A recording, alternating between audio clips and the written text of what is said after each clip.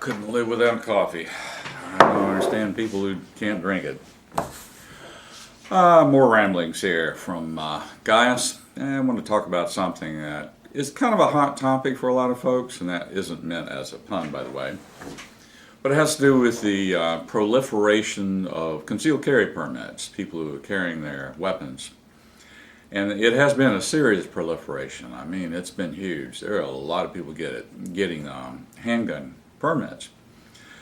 Here in Virginia, it's relatively easy. You do have a waiting period for it. You have to apply. They do a background check. But as long as you're someone who doesn't have felonies, basically you've kept your nose clean through life, then you will get the permit. The permit's good for 5 years, and you can carry a concealed handgun to a lot of places. They're even backing off on being able to carry them into bars now, although you can't drink and have a handgun at a bar.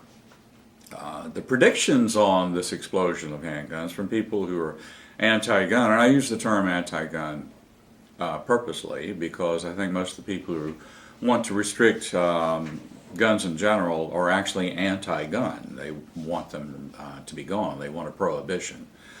Most of us more reasonable people really do know that prohibition doesn't work. It simply does not work. And the evidence is pretty strong to show that violence does not necessarily track with the presence of weapons. Anyway, the one comment that I did want to go into, or the one thing I wanted to go into here, is why I carry, why I got a concealed handgun. A few years ago, I didn't even own a handgun. I owned no weapons whatsoever. I'm an old military guy, so it's not like I had any particular thing against weapons, and I obviously don't. But a friend of mine became concerned, a woman, about her own safety and about the direction of the nation, so she dashed out and got a handgun. Well, we went and shot it, and I discovered that I really enjoy shooting a lot, so I got one as well. And then we both ended up getting concealed carry permits.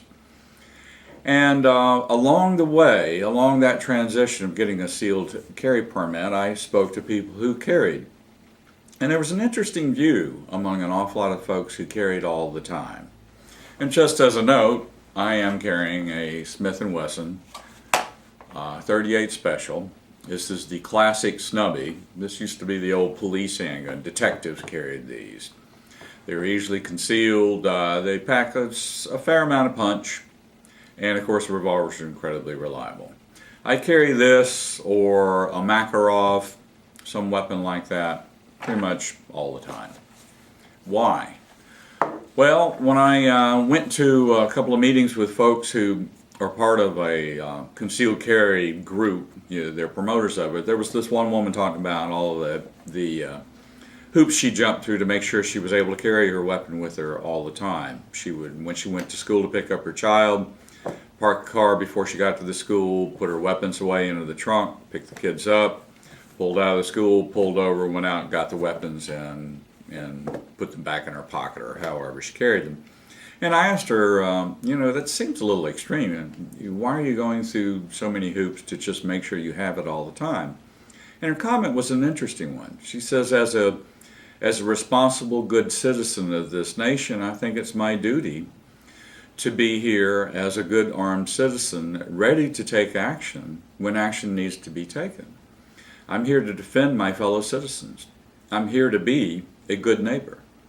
I'm here to see to it that there is force of goodness, a good force out there to either stop or prevent, evil happening to other people, to innocent people.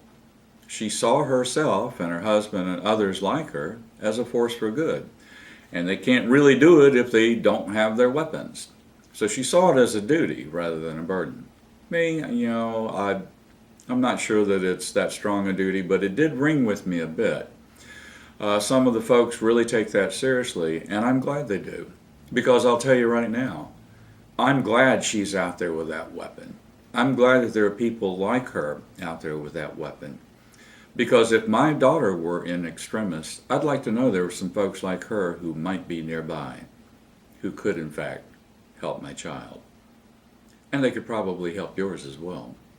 You might want to think about that before you start screaming about handguns in the hands of good citizens.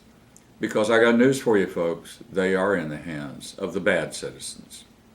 This is Gaius saying, try to be good.